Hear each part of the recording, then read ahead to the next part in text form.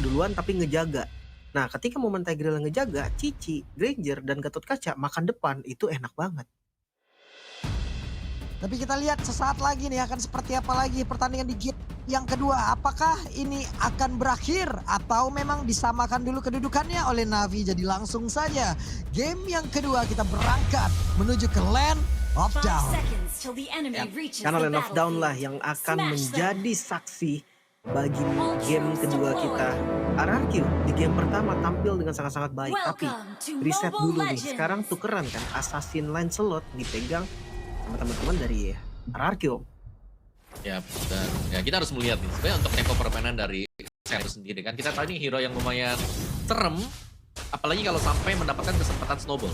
Itu yang harus kita nantikan dari Navi, apakah mereka sanggup untuk membuat skenario di mana Ukir bisa snowball dengan Selena J atau minimal dapetin first blood lah di bawah. Tapi menit kalau yang gue kedua ya tambahin, sebelum adanya. gue tambahin dikit Om, kalau Selena itu serem dalam tanda kutip kalau row-nya kena. Nah, kalau misalkan nggak kena, itu juga agak susah loh, karena deliver damage Selena, dia by range. Yap. Tapi ini adalah set talent emblemnya yang memang sudah digunakan oleh masing-masing tim. Yap. Lumayan sadar sih ya, dengan Mage, Emblem, dan juga Rapture untuk jungler dan juga mid ya, Ukir dan juga bersama dengan Andoriu. Builder's Blessing pasti dipakai untuk bisa membuat Selena ini lebih mobile lagi, atau punya mobilitas tinggi untuk bergerak entah ke EXP nanti atau bahkan untuk ke Gold Lane. Sedangkan ternyata ada Festival of Blood yang dipakai oleh Shiva, agak sedikit bermain defensif Navi. Ya, dia nyari sustain landingnya kan. Sementara untuk dari Tigreal-nya Idok nih seperti biasa nih, klasik dari Idok, pull yourself together. Dia bisa flicker dengan lebih cepat nanti, apalagi kalau dapetin stack Idok. Gue sakit banget Idok. Wow, Idok masih berhasil selamat Idok untuk kali ini. Sekarang Andoriu masih stay dari tersebut dan bisa orangnya connect. Zunes menjadi korban.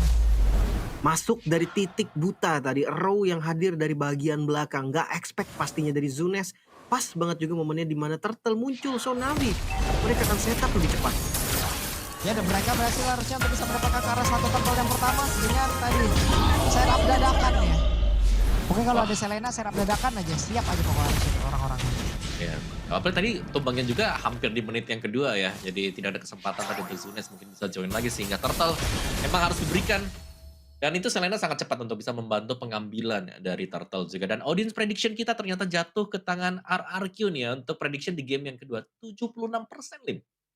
Oh, mungkin karena dampak dari game pertama Om, RRQ mendominasi habis kan. Jadi ya pool dari suaranya juga akan berpindah. Cuma di game kedua nih Ukir Selenanya juga boleh-boleh nih. Dia selalu bisa melepaskan arrow dari titik-titik buta pemain-pemain RRQ loh. Contohnya kayak tadi dari belakang. Dari area RRQ-nya sendiri yang gak akan expect akan ada Abyssal Roar di bagian sana. Dan ketika ada Selena, mid-nya ini enak banget Om. Mereka menang kiri kanan. Main kontrol ya, yang kita lihat sekarang juga bagaimana trappingnya untuk membuka vision juga. Dan lihat betapa akhirnya dari pemain-pemain RRQ harus ngambilin trapnya juga. Selain daripada harus bisa menghindari arrow yang dilepaskan dengan Ukir nanti Pak Pulung. Yap, Idok udah level 4. Idok siap untuk bisa menyedot siapapun nantinya ya. Dengan satu implosion yang emang dia milikin, tapi si V masih stay, masih nyaman, aman, tentram, damai di dalam landing yang dia punya. Kayaknya ditahan aja sih implosionnya kalau memang gak dapetin momen untuk makan kena banyak ya. Kayaknya begini di... Yap, Zunes cepat yang lain. Zunes berhasil kah? Tapi satu terakhir. Zunes selamat. Wow, Zunes. Permainan yang cukup baik tadi ya. Timing puncher yang sangat-sangat perfect. Membuat dia gak tumbang sama sekali. Tapi baru lagi nih Om. Bukan Genius One, bukan Starlium, tapi Concentrate Om. Yep. Langsung ngincer untuk lifesteal ternyata nih. Tapi Karca memang benar-benar langsung di-pressure itu dari EXP yang tidak akan diberikan kesempatan untuk bermain lebih leluasa apapun. Oke, tapi Andoriu tidak mau maju. Terlihat Res yang memang sudah standby loh. Sudah standby dah. Oke, ini kalau kita lihat dari setupnya sebenarnya Idok masih ada implosion. Panas Slash. Dia bilang sakit banget Pedro Astrakan. Dia langsung dikeluarkan namun di depan berbeda Idok. Menjadi satu orang yang benar-benar ngedempetin pula ke arah dari Afro. Mereka belum menyerah, mereka mencoba untuk bisa mendekatkan dirinya ke area dari Turtle. Habis kalau dilemparkan, ada apa terlakukan walaupun langsung di-crack masa dan sekarang Andoriu coba lihat. Andoriu terjebak di tengah-tengah player dari RRQ dan selesai. Hanya menjadi notifikasi. Afro itu dia tadi OG dan retribution yang under pressure bisa gue bilang dari Zunes membuat akhirnya miss kalkulasi dan ya memang Navi ini kuat banget loh ketika momen-momen objektif turtle ataupun lord dan sebagainya Om. Ya mereka kayak ready banget ya untuk pengambilan objektif seperti itu. Tapi RRQ juga mereka cukup banyak invest pemain ya. Jadi secara kuantitas kita melihat tadi RRQ mereka sangat menang. Karena bahkan Toy juga join untuk turtle yang kedua. Jadi sejauh ini Navi mereka masih cukup bisa berimbang di early game. Tinggal bagaimana apakah kembali nih arrow dari Ukir bisa kena ke siapa dulu targetnya. Karena Shiva lumayan lepas tadi untuk di bagian top ditinggal dengan Toy Pak. Nah, ini yang gue maksudkan ini Om. Karena Waduh. kita sempat bahas War X dari Lancelot kan. Kalau pakai Fury Hammer jadi lebih lama, Zuneski nggak pakai Fury Hammer Om. Ya, Dia langsung nah ke War X sekarang dan jadi duluan.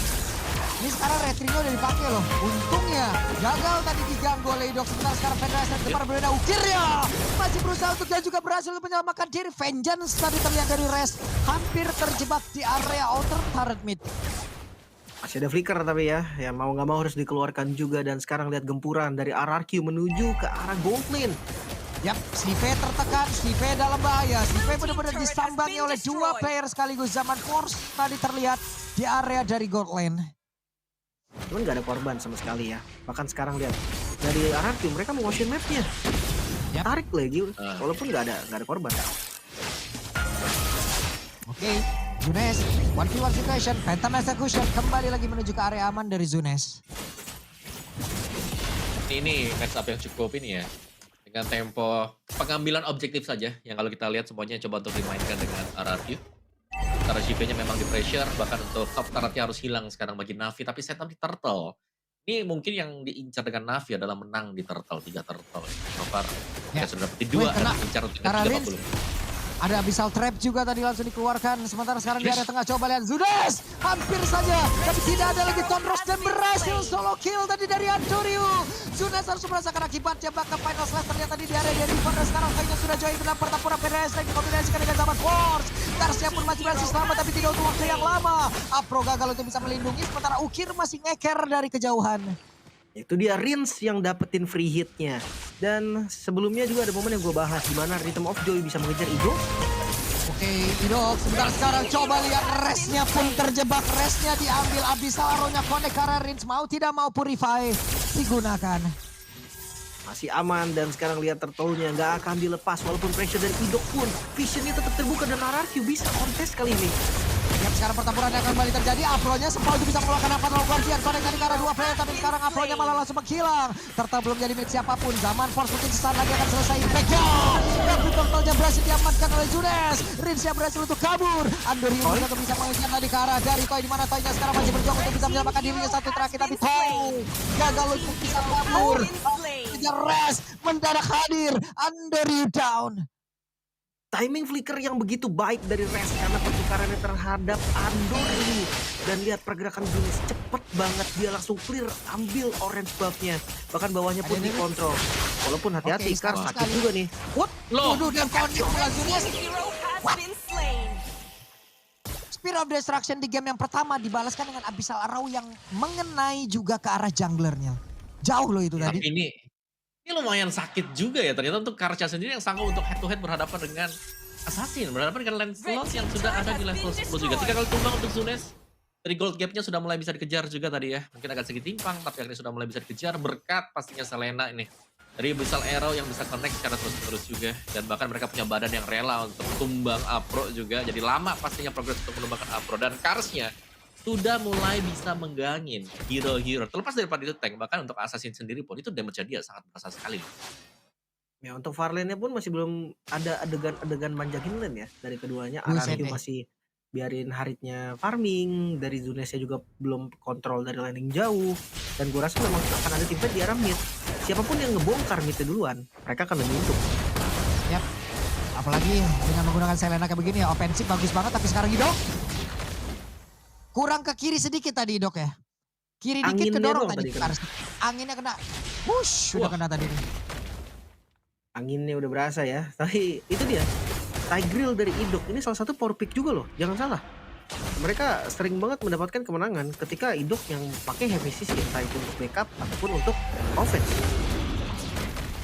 Kita melihat Sementara mungkin nih. dari Karsnya sendiri yang hanya akan menunggu dulu nih opening kapan nih ya kira-kira ada closure yang mungkin bisa tercipta juga jadi dia baru bisa masuk nanti Pak. Yap. Oke. Sejauh ini masih standby semuanya, masih cukup adem ayem loh. Slow dulu tapi Idok ketahuan, Idok terlihat. Ini nggak boleh berhenti gerak sih. Sebentar aja berhenti gerak. Tiba-tiba Ukir udah ngelepas roll-nya nih. Ngedekat entah kenapa ya kalau Goldman itu lebih sering kena. Lebih sering ngedeketin Ero. Niatnya tuh pengen kabur sebenarnya. Gue juga tahu niatnya mau ngindarin. Tapi malah ngedeket. Biasanya kayak gitu tuh kejadiannya. Entah Goldland, entah jungle. Tapi kalau jungle tank enggak. Jungle assassin aja nih spesifik. Itu kayak ini ya, teori-teori hipnotis ya, sama kayak Franco juga kan biasanya. Tapi ya ini Magnet, ada Lord Om. yang Lord yang keluar yang memang masih jadi tarik ulur lah ya untuk Na'Vi juga. Kamu ngeliatnya sekarang Na'Vi kayak mereka strong Wah, banget wah, ya di Steve. Ukir Ukir. sampai flicker loh dia. Ya. Dia pakai flickernya untuk kabur dan itu jadi satu informasi yang lebih mahal. Gue kalau udah denger flicker ya, entah kenapa di kepala gue langsung ada Rins loh yang flicker. Masalahnya Rinsnya Purify nih, Li. Bukan Makanya. Flicker. Itu yang bikin gue kayak udah kehipnotis gitu loh. Rins itu sering banget pakai flicker-flicker ke depan soalnya kan. Tapi Apakah ternyata Rins tadi akan menjadi Ukir. duta flicker, Lim? Duta flicker Hampir kah? sih. Hampir. Oke, di depan yang lain Andorio berhasil ditangkap oleh Bella dan ini menjadi kerugian yang sangat besar. Mau tidak mau Lord yang pertama, apa yang akan terjadi? Bisakah mereka untuk mengganggu pemain dari RRQ bisa mengamankan ke arah dari Lord tersebut? Tapi 4 melawan 5. Sementara Na'Vi nggak akan berhenti, nggak akan kasih Lord ini secara free. Mereka mau tetap kontes. Yap, 15 detik lagi. Masih ada waktu yang cukup panjang untuk RRQ. Bisa mendapatkan ke arah Lord tersebut, tapi Lordnya kereset. Resnya berusaha untuk bisa maju. Karsnya menyisakan sedikit SP kembali. Tapi Federized Rex sudah terlihat. Lordnya harusnya berhasil diamankan dan Sunes berhasil mengambil Lord tersebut. Tadi mereka nungguin cooldown dari Retribution Yoji. Waduh, kena 2 orang tapi belum begitu berasa, bahkan sekarang dibalikin kah? Res, final slash, terkena tadi ke arah satu player, tapi Resnya berhasil mundur untuk Apro-nya menghilang. Sebuah pola damage yang begitu baik, bahkan ada satu lagi sih karena tadi dari Idok mendorong mundur, masuk ke dalam satu tertarik, tapi malah Idok yang menang harus menghilang. Idok dari sekian banyak pertempuran yang terjadi, Idok fokus untuk menangkap Sive di bagian belakang dengan informasi tidak ada Purify. Maka dari itu mata Idok itu nggak lepas dari Sive. Dia nggak peduli siapapun di depannya, yang penting Sive tertangkap. Yap. Ini bagus banget ya. Kayak ngebuang flicker pun tapi yang tumbang itu adalah Sive apa belum? Nih, mau gimana aja? Waduh, oke. Sementara sekarang Res, pada yang lain. Iya, makan lele dulu lah sambil jalan. Udah biasa. Cuma ini tim fightnya terjadi di dua lokasi yang berbeda loh. Midnya tadi ada pressure dari Andoryu, atasnya pun lagi didorong oleh teman-teman dari RRQ. Ini penguasaan mid harus benar-benar jeli nih untuk keduanya. Tergantung sebenarnya dari Andoryu, jangan sampai juga dia kembali terpick off ya kan. Tadi sayang banget ketika dia lagi ada di bagian topnya ternyata dia di-ganking juga dengan dua pemain sekaligus kan. Tapi untuk real time victory rate-nya ya masih lebih besar kepada RRQ 69%. Angka yang bisa kita bilang cukup signifikan ya, hampir mendekati bahkan sudah melewati 70% sekarang. 71% untuk RRQ. Dan lagi-lagi kalau mau memanjangkan lane untuk Na'Vi ini harus bersiap-siap, Andoryu akan di-ganking berkuat juga Bang. Yap. Kembali ada Mayem, kembali turun tempo. Tapi Zunes sudah siap menabrak nih, kita lihat. Akan menjadi milik siapa? Dari Purple Buff ini karena sudah standby tapi barusan Purple Buff menjadi milik dari Zunes. Karsnya berusaha untuk bisa menghantarkan damage tapi baru kemarin slash yang masuk dalam tubuh dari Sive.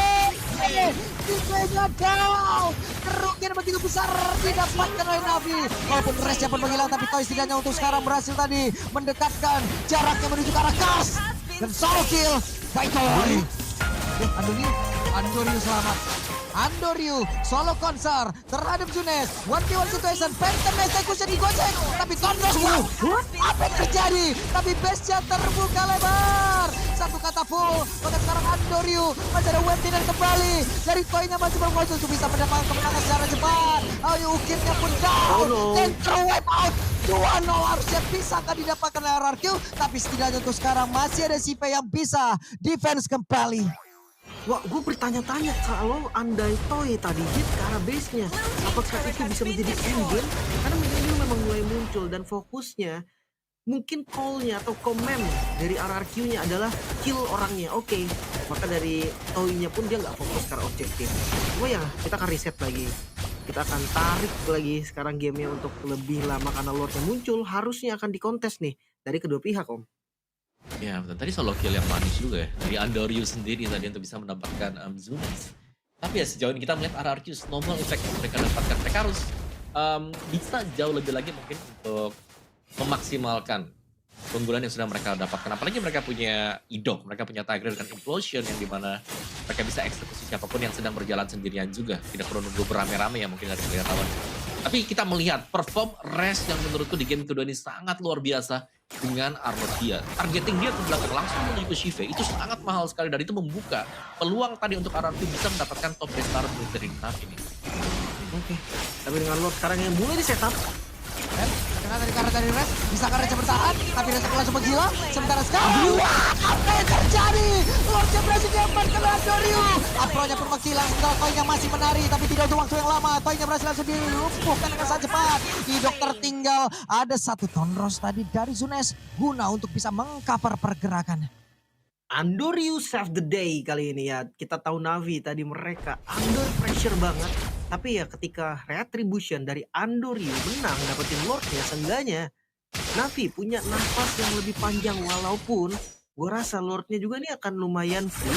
Mungkin dia Kars udah mulai mengawal.